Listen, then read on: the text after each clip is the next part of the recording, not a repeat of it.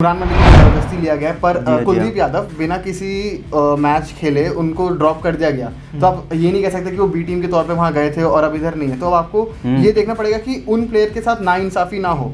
अगर आप कुछ एक सेट ऑफ प्लेयर्स को ले रहे हैं तो उनसे थोड़ा सा तो आप भरोसा रखिए उन पे और उनको थोड़े सीरीज खिलाएं, ताकि आप देखें कि क्या ये हमारे 2023 के स्क्वाड में हो सकते हैं। वर्ल्ड कप में तकरीबन 10-12 महीने का समय है अभी, और अभी जितना मीडिया अटेंशन और सब कुछ बढ़ गया है, आपको पूरे साल में ऐसे कई प्लेयर दिखेंगे जो एकदम से लाइमलाइट में आएंगे, चाहे वो विजय हजारे में अच्छा परफॉर्म करें, डोमेस्टिक या आईपीएल में। तो अब हर खिलाड़ी को तो अपनी इंटरनेशनली ले जाके ट्राई कर सकते हैं कि ये सीरीज आ रही है तो इसमें इसको एक्सपेरिमेंट करते हैं और फिर देखते हैं। आपको एक अपने एक सेट ऑफ प्लेयर के साथ आगे बढ़ना पड़ेगा और उनको थोड़ा मौका देना चाहिए। कुलदीप यादव आपके साथ कब से हैं, थोड़ा मौका तो दीजिए। जी बिल्कुल ना परफॉर्म करें तो आप बदलाव करें। लेकिन कुछ खिलाड़ी जो है वो मुझे ऐसा लगता है कि सिर्फ पानी पिलाने के लिए ही रह गए, जैसे कि संजू सैमसन हैं, कुलदीप यादव हैं, और इसके अलावा दीपक हुड्डा हैं। दो तीन भी कहीं और ये तीनों खिलाड़ी ऐसे हैं जो कहीं ना किसी दौरे पर जाते हैं, एक मैच खेलते हैं और उसके बाद इनकी ड्यूटी कहीं ना कहीं पानी पिलाने पर लग जाती है। तो कहीं ना कहीं नाइंसाफी का शिकार तो ये खिलाड़ी हो रहे हैं। केएल राहुल, श्रेयस अय्यर और ऋषभ पंत, यहाँ पर कहीं ना कहीं आपको थोड़ा सा सोचना होगा, क्योंकि विकेट कीपिंग मेरे को नहीं लगता कि केएल राहुल इतने निपुण है कि वो 50 ओवर फॉर्मेट में लंबा इतना कर सकें। आपके पास ईशान किशन का ऑप्शन है, लेकिन वो मध्य क्रम में मुझे नहीं लगता कि सूट कर पाएंगे, इसलिए ऋषभ पंत को खिलाना मजबूरी भी कह सकते हैं। नमस्कार, मैं अंकित शर्मा और क्रिकेट टुडे में आप सभी का स्वागत है। दोस्तों, भारत और बांग्लादेश के बीच 3 मैचों की वनडे सीरीज का पहला मुकाबला रविवार को ढाका के शेरे बंगला स्टेडियम में खेला जाएगा। इस मुकाबले के लिए टीम इंडिया कुछ रोचक बदलाव करने जा रही है। वहीं कुछ भारतीय खिलाड़ी नाइंसाफी का शिकार भी हुए हैं। ऐसे में इस विषय पर चर्चा करने के लिए मेरे साथ मेरे 2 साथी राहुल और अभिनव मौजूद हैं, जिनसे हम इस विषय पर चर्चा करेंगे। सबसे पहले राहुल, मेरा आपसे सवाल है कि विराट कोहली, रोहित शर्मा और केएल राहुल ये वापस आ रहे हैं, आपको इनके आने की ज़्यादा खुशी है या जो खिलाड़ी इस दौरे से बाहर हुए हैं उनके जाने का ज़्यादा गम है? इस दौरे पर मेरे को काफ़ी मिली जुली मेरी भावनाएं हैं इस सीरीज़ को लेकर। विराट कोहली मेरे को देखने को मिलेंगे एक बार फिर से एक्शन में, इसको लेकर मैं काफ़ी एक्साइटेड हूँ, और रोहित शर्मा, केएल राहुल की फॉर्म का भी मैं वेट कर रहा हूँ। लेकिन सूर्य कुमार यादव का वो ताबड़तोड़ वाला अंदाज हमें देखने को नहीं मिलेगा, उसको हम थोड़ा सा कहीं ना कहीं मिस करेंगे। तो काफ़ी मिली जुली प्रतिक्रिया मेरी इस सीरीज़ को लेकर है।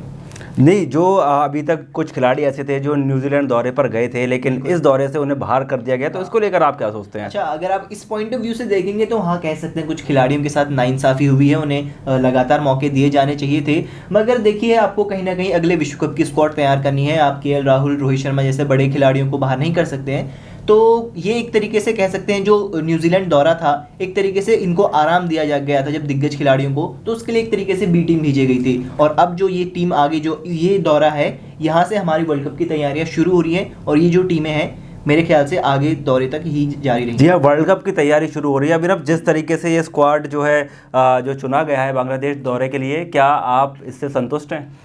मैं संतुष्ट तो नहीं हूँ इस स्क्वाड से। मैं जैसे अभी राहुल ने एक चीज़ बोली थी कि बी टीम भेजी गई थी न्यूजीलैंड में, और ये अब हमें 2023 वर्ल्ड कप है तो ये केएल राहुल और इनका आना स्वाभाविक है। पर मैं कहूँगा कि हमें पता और सबको पता है कि बैटिंग एक समान सी रहेगी, कि आपका रोहित शर्मा है, केएल राहुल है, विराट कोहली रहेंगे। पर बॉलिंग आपने देखा T20 वर्ल्ड कप में कितनी खराब थी, और अभी भी ओडीआई में कुछ खास नहीं थी। तो बॉलिंग में मैं नहीं मानता कि वहाँ बी टीम गई थी। आपको अपने बॉलर और वो लोअर मिडल ऑर्डर वो सब पूरा सेटअप करना है। तो इस स्क्वाड में जितने लोग जो न्यूजीलैंड में थे, जैसे मान लीजिए इमरान मलिक को भी जबरदस्ती लिया गया है, पर कुलदीप यादव बिना किसी मैच खेले उनको ड्रॉप कर दिया गया। तो आप ये नहीं कह सकते कि वो बी टीम के तौर पे वहाँ गए थे और अब इधर नहीं है। तो अब आपको ये देखना पड़ेगा कि उन प्लेयर के साथ नाइंसाफी ना हो। अगर आप कुछ एक सेट ऑफ प्लेयर्स को ले रहे हैं तो उनसे थोड़ा सा तो आप भरोसा रखिए उन पे और उनको थोड़े सीरीज खिलाएं, ताकि आप देखें कि क्या ये हमारे 2023 के स्क्वाड में हो सकते हैं। जी बिल्कुल सही बात। फिर आप बदलाव करें। मैं यही कहना चाह रहा था कि जो अभी न्यूजीलैंड दौरे पर जो स्क्वाड गई थी वो एक तरीके से एक्सपेरिमेंटल टीम थी, क्योंकि जो मेन टीम है उसको आराम दिया गया था। और अब यहाँ से जो शुरू होता है, ये मौके भी दिए जाएंगे और एक तरीके से पूरा सेटअप तैयार किया जाएगा। कहीं ना कहीं मैं अभिनव की बात से संतुष्ट हूँ, क्योंकि कहीं ना कहीं आपको एक खिलाड़ी की प्रतिभा के बारे में तभी पता लगेगा जब आप उसको मौके देंगे। क्योंकि आप एक खिलाड़ी को सिर्फ पानी पिलाने के लिए ले गए तो उससे उसकी प्रतिभा का अंदाजा आप नहीं लगा सकते। आप संजू सैमसन को लेके गए, आप कुलदीप यादव को लेके गए, लेकिन आपने उन्हें पर्याप्त मौके दिए नहीं और उन्हें टीम से बाहर कर दिया गया। एक चीज मैं यहाँ कहना चाहूंगा कि वर्ल्ड कप में तकरीबन 10-12 महीने का समय है अभी, और अभी जितना मीडिया अटेंशन और सब कुछ बढ़ गया है, आपको पूरे साल में ऐसे कई प्लेयर दिखेंगे जो एकदम से लाइमलाइट में आएंगे, चाहे वो विजय हजारे में अच्छा परफॉर्म करें, डोमेस्टिक या आईपीएल में। तो अब हर खिलाड़ी को तो अपनी इंटरनेशनली ले जाके ट्राई कर सकते हैं कि ये सीरीज आ रही है तो इसमें इसको एक्सपेरिमेंट करते हैं और फिर देखते हैं। आपको एक अपने एक सेट ऑफ प्लेयर के साथ आगे बढ़ना पड़ेगा और उनको थोड़ा मौका देना चाहिए। कुलदीप यादव आपके साथ कब से हैं, थोड़ा मौका तो दीजिए। जी बिल्कुल ना परफॉर्म करें तो आप बदलाव करें। सबसे बड़ी बात ये हुई कि जो न्यूजीलैंड दौरा था और बांग्लादेश दौरा था, इनके लिए टीमें एक साथ ऐलान की गई थी जो हुआ, तो इसलिए उन्होंने मेरे ख्याल से न्यूजीलैंड दौरे के अलग खिलाड़ियों को थोड़ा मौका दिया और बांग्लादेश के अलग खिलाड़ियों को। देखिए बाकी जो खिलाड़ी हैं, अगर आप गेंदबाजी क्रम पर नजर डालें तो अर्शदीप हैं और इसके अलावा उमरान मलिक, ये न्यूजीलैंड दौरे के लिए इनका चयन हुआ था। लेकिन उमरान मलिक को जो है आप ये नहीं कह सकते कि हालांकि आप उनका चयन हो गया है, लेकिन पहली फर्स्ट चॉइस जो थे वो मोहम्मद शमी थे। तो आप एक या दो मैच खिलाकर क्या आप एक खिलाड़ी की प्रतिभा का अंदाजा लगा सकते हैं? देखिए ये तो कहना काफी मुश्किल है और इसके लिए हम चयन करता हूं और भी लगातार सवाल उठे हैं। लेकिन जो अब जो टीम अनाउंस हो गई है, उमरान मलिक जो स्क्वाड में आ गए हैं, तो हमें मुझे नहीं लगता इस बारे में अधिक चर्चा करने की जरूरत है, क्योंकि कहीं ना कहीं हमें आगे बढ़ते रहना है।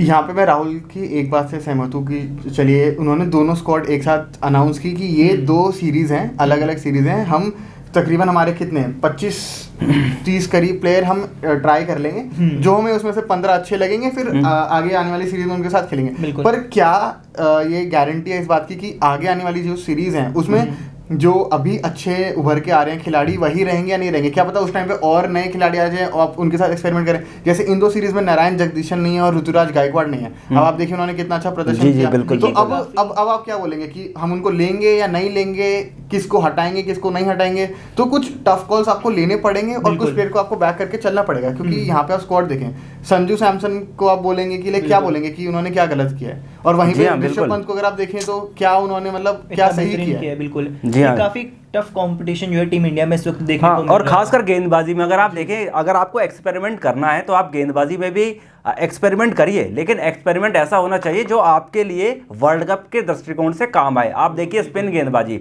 बांग्लादेश की जो है एशियन पिच है, लेकिन हमारे पास एक भी स्पिन स्पेशलिस्ट गेंदबाज जो है वो टीम में मौजूद नहीं है। वर्ल्ड कप भी हमारा जो है वो भारत में होना है, जहां पर अधिक स्पिनर्स की ज़रूरत हमें पड़ने वाली है। तो ऐसे में हमें अपने स्पिनर्स की तरफ बहुत ज़्यादा ध्यान देना होगा कि हमें किस स्पिन गेंदबाज को खिलाना है। हमारे पास इस सीरीज में स्पिन गेंदबाज के रूप में सिर्फ 3 ही गेंदबाज उपलब्ध हैं, अक्षर पटेल, वाशिंगटन सुंदर और शहबाज अहमद। ये 3 गेंदबाज उपलब्ध हैं। इनमें से कोई भी ऐसा गेंदबाज नहीं है जो कि जिसे हम ये कह सकें कि ये स्पिन स्पेशलिस्ट गेंदबाज है जो आपको ब्रेक थ्रू दिला सकते हैं। जी हाँ बिल्कुल। तो कुछ ऐसे स्पिनर्स वो काम जो है कहीं ना कहीं एक लेग स्पिनर रवि बिश्नोई कर सकते हैं। इसके अलावा कुलदीप यादव वो भूमिका अच्छी तरीके से निभा सकते हैं। तो ऐसे खिलाड़ियों को हमें कहीं ना कहीं मौका देना होगा। बिल्कुल। अब बात करते हैं, जहां हमने गेंदबाजी की बात तो कर ली, लेकिन अब बल्लेबाजी की बात करते हैं कि कल के मुकाबले को लेकर हमारा बल्लेबाजी क्रम क्या होना चाहिए। अभिनव, मैं आपसे जानना चाहूंगा कि क्या बल्लेबाजी क्रम आप कल के मैच को लेकर सोच रहे हैं? जी ओपनिंग तो जाहिर सी बात है रोहित शर्मा और शिखर धवन को मैं देखता हूं, फिर 1 डाउन विराट कोहली और 2 डाउन पे केएल राहुल, और फिर उसके बाद 3 डाउन आएंगे श्रेयस अय्यर, और मेरे को जो लग रहा है कि 4 डाउन राहुल त्रिपाठी को मौका मिलेगा। जी हाँ, यानी कि आप राहुल त्रिपाठी को एज अ फिनिशर देखना चाह रहे हैं। देखिए अब हम सिंस हम ओडीआई की बात कर रहे हैं तो मैं ये नहीं कहूँगा कि एज अ फिनिशर, क्योंकि 20 ओवर का मैच है नहीं, पर हाँ वो जरूर देखता हूँ कि राहुल त्रिपाठी जब भी बैटिंग करने आएंगे उनको पूरा सिचुएशन का अंदाजा होगा कि मैच में क्या चल रहा है। इस हिसाब से जो आपके हिसाब से जो विकेट कीपर होंगे वो केएल राहुल विकेट कीपिंग करेंगे? जी केएल राहुल को करना पड़ेगा। अगर आप इतने एक्सपेरिमेंट कर रहे हैं तो अगर आप किसी को ले रहे हैं, राहुल त्रिपाठी पहले भी स्क्वाड में रह चुके हैं, और उनको अगर नहीं खिलाएंगे और नहीं देखेंगे तो फिर स्क्वाड में लेने का फायदा ही नहीं है, ना ही आप आगे भी लीजिए। तो अगर आप उनको खिलाएं तो फिर ईशान किशन बाहर बैठेंगे और केएल राहुल को ही कीपिंग करनी पड़ेगी। आपके हिसाब से क्या बल्लेबाजी क्रम होना चाहिए? अभिनव का जो टॉप ऑर्डर है इससे पूरी तरीके से मेरा समर्थन है। जो विराट कोहली तक आपका बल्लेबाजी क्रम है तो पूरी तरीके से फिक्स है, मेरे को लगता है अगले विश्व कप तक। लेकिन उसके बाद जो बारी आती है आपको संजू से माफ कीजिएगा केएल राहुल, श्रेयस अय्यर और ऋषभ पंत, यहाँ पर कहीं ना कहीं आपको थोड़ा सा सोचना होगा, क्योंकि विकेट कीपिंग मेरे को नहीं लगता कि केएल राहुल इतने निपुण है कि वो 50 ओवर फॉर्मेट में लंबा इतना कर सकें। आपके पास ईशान किशन का ऑप्शन है, लेकिन वो मध्य क्रम में मुझे नहीं लगता कि सूट कर पाएंगे, इसलिए ऋषभ पंत को खिलाना मजबूरी भी कह सकते हैं, और या फिर उनको मौका दिया जाए, ऐसा कुछ हम देखिए एक खिलाड़ी को इतने ज्यादा मौके देना भी कहीं ना कहीं आप ये कह सकते हैं कि एक जो प्रतिभाशाली खिलाड़ी हैं उनका जो प्लेसमेंट है आप कहीं ना कहीं खा रहे हैं।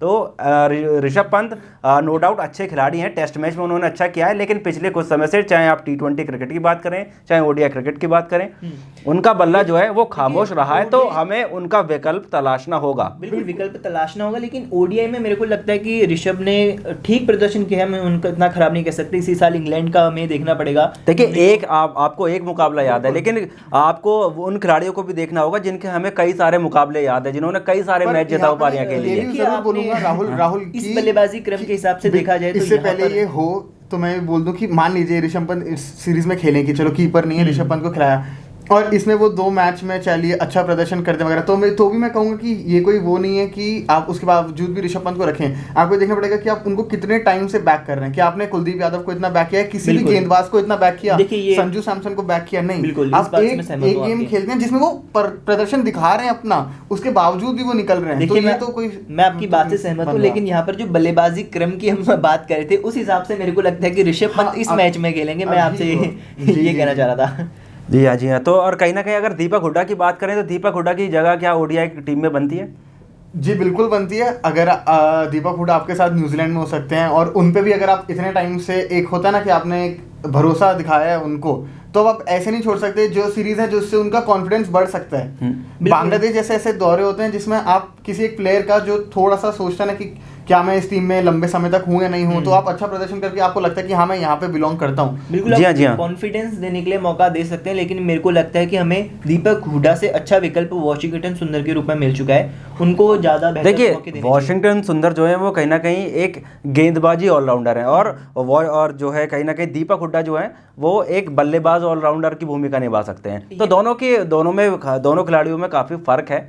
तो उस हिसाब से देखा जाए तो दीपक हुड्डा जो है एक पार्ट टाइम गेंदबाज की भूमिका निभा सकते हैं। वो उन्हें हम पूरे 10 ओवर नहीं दे सकते ओडीआई क्रिकेट में। देखिए बल्लेबाजों की अगर हम जो क्रम की बात करें थे वहाँ पर ऐसी कोई मेरे को बल्लेबाजी ऑलराउंडर की मेरे को जरूरत महसूस नहीं हुई, क्योंकि स्क्वाड में भी यहाँ पर हमारे पास आपने देखिए क्योंकि इसके बाद कहीं ना कहीं रविंद्र जडेजा टीम में वापस आ जाएंगे। अगर वर्ल्ड कप के दृष्टिकोण से अगर आप देख रहे हैं हार्दिक पांड्या भी वापस आ जाएंगे, तो आपको एक बल्लेबाज ऐसा भी चाहिए जो 2 या 3 ओवर निकाल सके। जैसा जो काम सुरेश रैना किया करते थे, जो काम युवराज सिंह किया करते थे, शायद वही काम दीपक हुड्डा भी निभा सकते हैं। बिल्कुल निभा तो सकते हैं, लेकिन कुछ खिलाड़ी जो हैं वो मुझे ऐसा लगता है कि सिर्फ पानी पिलाने के लिए ही रह गए हैं, जैसे कि संजू सैमसन हैं, कुलदीप यादव हैं, और इसके अलावा दीपक हुड्डा हैं। 2-3 भी कहीं और ये तीनों खिलाड़ी ऐसे हैं जो कहीं ना किसी दौरे पर जाते हैं, एक मैच खेलते हैं और उसके बाद इनकी ड्यूटी कहीं ना कहीं पानी पिलाने पर लग जाती है। तो कहीं ना कहीं नाइंसाफी का शिकार तो ये खिलाड़ी हो रहे हैं, लेकिन कहीं ना कहीं शायद बीसीसीआई हमसे ज़्यादा अच्छा जानता होगा, और जो राहुल द्रविड़ कोच हैं और कप्तान हैं उनकी समझ हमसे शायद ज़्यादा अच्छी होगी। लेकिन अब बात करते हैं कि बांग्लादेश के कौन से खिलाड़ी जो है कहीं ना कहीं टीम इंडिया के लिए बहुत बड़ा खतरा साबित हो सकते हैं। बिल्कुल मेरे को बल्लेबाजी में लगता है कि लिटन दास का बल्ला इस सीरीज में चलने वाला है और टीम इंडिया के, क्योंकि गेंदबाजों को हमने भी बात करी गई अनुभवहीन गेंदबाजी एक तरीके से हम कह सकते हैं, तो उनके सामने बांग्लादेशी बल्लेबाजी थोड़ी सी मुश्किल हो सकती है। और गेंदबाजी में अभी मेरे को लगता है कि बांग्लादेश उतना अच्छा परफॉर्म नहीं कर रहा है। हमने T20 विश्व कप में भी देखा, तो गेंदबाजी से अधिक बल्लेबाजी में भारत को संभालना होगा बांग्लादेश की।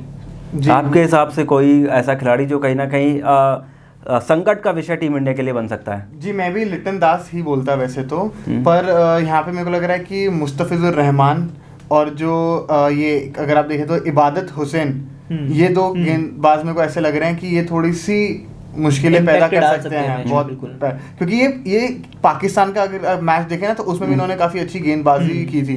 तो ये भारत के खिलाफ भी ओडीआई में है। और अगर मेरी पर्सनल राय माने तो मेरे को लग रहा है हर किसी का ना एक जो एक 30% कंट्रीब्यूशन रहता है ना, जिससे एक पूरा इम्पैक्ट बनता है, वो रहेगा। जी बिल्कुल कहीं ना कहीं जिन खिलाड़ियों के नाम लिए यकीनन वो एक प्रतिभाशाली खिलाड़ी है, लेकिन मेरे जहन में और 2-3 खिलाड़ियों के नाम आते हैं, जिसमें शाकिब अल हसन है, महमूदुल्लाह है और मुशफिकुर रहीम। ये कहीं ना कहीं भारत के खिलाफ इनका बल्ला जो है कहीं ना कहीं चलता है। और शाकिब अल हसन की बात करें तो 2019 का वर्ल्ड कप हमें याद है, उन्होंने बेहतरीन बल्लेबाजी की थी, तो उनमें बल्लेबाजी की भी क्षमता है और वो गेंदबाजी से भी विकेट निकालने की काबिलियत रखते हैं। तो कहीं ना कहीं महमूदुल्लाह का मेरे को ना एक चीज़ लगता है कि जिस तरीके से उनको इस T20 विश्व कप से बाहर किया गया या नहीं लिया गया ना, तो उनका असर, उस चीज़ का असर इस दौरे पे देखने को पड़ सकता है या मिल सकता है। तो इसलिए मैं महमूदुल्लाह पे उतना विश्वास नहीं रख रहा कि कॉन्फिडेंस काफी नहीं, मैं शाकिब अल हसन की बात कर रहा था जी, कि वो तो खैर बढ़िया खेलेंगे। जी बिल्कुल। तो 2023 के वर्ल्ड कप के एक्सपेरिमेंट की भी बात हो गई, कल के मुकाबले को